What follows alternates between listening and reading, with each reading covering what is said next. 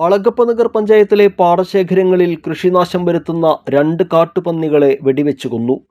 കീനൂർ, കാവല്ലൂർ, പച്ചളിപ്പുറം, മേടംകുളങ്ങര, വട്ടണാത്ര പാടശേഖരങ്ങളിൽ കാട്ടുപന്നി ശല്യം വ്യാപകമായിരുന്നു. കർഷകരുടെ നിരന്തര ആവശ്യം പരിഗണിച്ചാണ് നടപടി. അംഗീകൃത ഷൂട്ടറായ സുദർശൻ മത്തോളിയാണ് കാട്ടുപന്നികളെ വെടിവെച്ചു കൊന്നത്.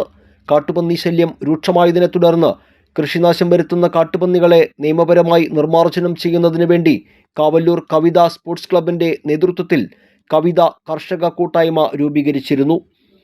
കർഷക സമിതി കൺവീനർ PR ഡേവിസ്, കർഷകരായ രാജു കിഴക്കൂടൻ, റപ്പായി പൊന്നാരി, അജിത്ത് പൂക്കോട്, ജോഷി കൊമ്പൻ എന്നിവരുടെ നേതൃത്വത്തിലായിരുന്നു കാട്ടുപന്നി നിർമ്മാർജ്ജന യജ്ഞം.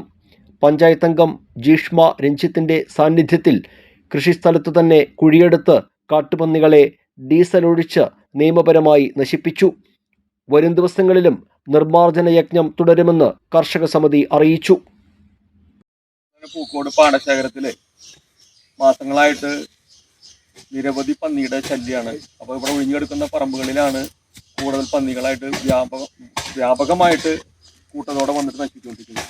ഇതിനെതിരെ അളഗപ്പന ഗ്രാമപഞ്ചായത്തിൻ്റെ ബഹുമാനപ്പെട്ട ഭരണസമിതി അംഗീകൃത ഷൂട്ടർമാരെ നിയമിക്കുകയും അതിൻ്റെ ഭാഗമായിട്ട് സുദർശൻ ചാലക്കുടിയുടെ നേതൃത്വത്തിൽ ഇന്നലെ വിവിധ പ്രദേശത്ത് പട്രോളിംഗ് നടത്തി. അതിൻ്റെ ഭാഗമായിട്ട്